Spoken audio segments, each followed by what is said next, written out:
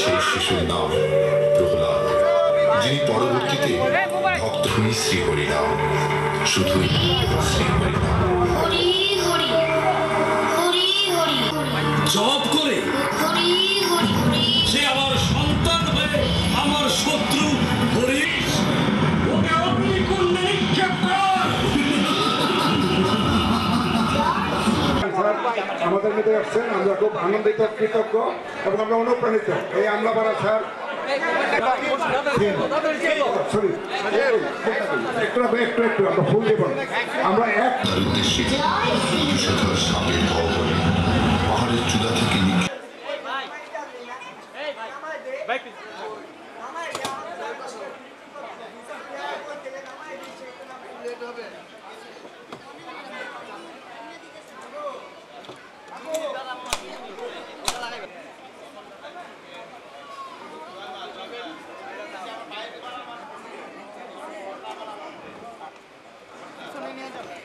এবং আপনি পিয়ার পদ্ধতির কথা যেটা বলেছেন, এটা পৃথিবীর কোনো কোনো দেশে আছে, ইউরোপে বিশেষ করে রয়েছে এবং সেখানে ইউরোপে থাকার যৌক্তিকতা রয়েছে।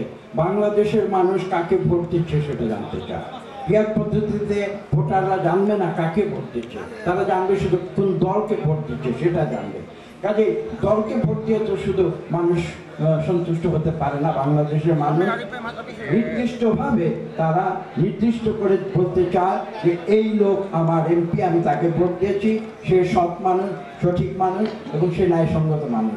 এই অসৎ মানুষকে আমি ভোট দিতে চাই না। এই পুজোর শিক্ষার দিকে আপনারা তাকান, তাহলে দেখবেন যে সেখানে যে ওয়ান ম্যান ওয়ান ভোট তাকে বলা হয়, ফার্স্ট দ্য পোস্ট, সেই পদ্ধতিতে বাংলাদেশের মানুষ বিগত 100 বছর ধরে প্রায় ভোট দিয়ে আসছে। কাজে আজকে রাতারাতি এই ধরনের কোনো পরিবর্তন জনগণের কাছে, এই প্রক্রিয়ার কোনো পরিবর্তন জনগণের কাছে গ্রহণযোগ্য হতে পারে না এবং তারা পিয়ার পদ্ধতি যে কি বলতে চায় সেটাই কিন্তু বাংলাদেশের অধিকাংশ মানুষ তারা জানে না। কাজে সেই পদ্ধতিতে তারা কিভাবে করবে? সকলের মুখে আমরা নিশ্চিত শুনেছি যে আগামী ফেব্রুয়ারির প্রথম ভাগে বাংলাদেশে একটি সুষ্ঠু নিরপেক্ষ নির্বাচন অনুষ্ঠিত হবে। আমরা গণতান্ত্রিক প্রক্রিয়ায় বিশ্বাস করি, যেখানে প্রত্যেকটি মানুষের ভোটাধিকার নিশ্চিত হবে, মানুষের বেঁচে থাকার অধিকার, অর্থনৈতিক অধিকার নিশ্চিত হবে এবং আপনারা একটু আগে যে বিষয়টি উল্লেখ করেছেন, যার যার ব্যক্তিগত জীবনের অধিকার প্রতিষ্ঠিত হবে। তার অর্থ হচ্ছে এখানে সবাই সুখে শান্তিতে বসবাস করবে পাশাপাশি এবং যার যার ধর্ম এবং কৃষ্টি তারা ঠিক সমানভাবে তারা পালন করবে। আমি বিশ্বাস করি আগামী যে নির্বাচন নিয়ে আপনি যে প্রশ্নটি করেছেন, এখানে কোনো আশঙ্কার কোনো কারণ থাকতে পারে না।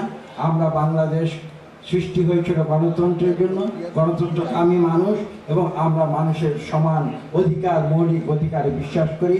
সেই বিশ্বাসে আমরা যতক্ষণ অটুট থাকবো তখন বাংলাদেশের ঐক্য কেউ রোধ করতে পারবে।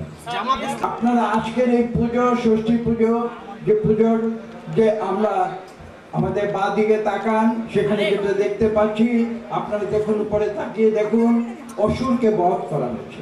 অর্থাৎ অন্যায় যাতে এই সমাজে না থাকে সেটাই কিন্তু আমরা চাই এবং ন্যায়ের উপরে ভিত্তি করে, সততার উপরে ভিত্তি করে একটি সমাজ ব্যবস্থা এবং রাষ্ট্র ব্যবস্থা আমরা বাংলাদেশে কায়েম করার জন্য বিএনপি প্রতিজ্ঞাবদ্ধ।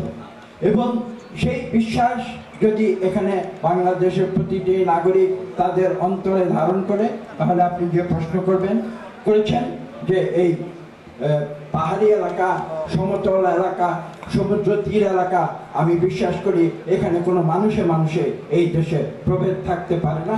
আমরা মানুষে মানুষের প্রভেদে বিশ্বাস করি।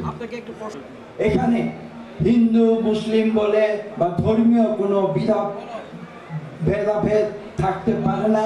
জাতি, ধর্ম, বর্ণ নির্বিশেষে আমরা সবাই বাংলাদেশের অধিবাসী এবং বাংলাদেশী বলে গর্ববোধ করি।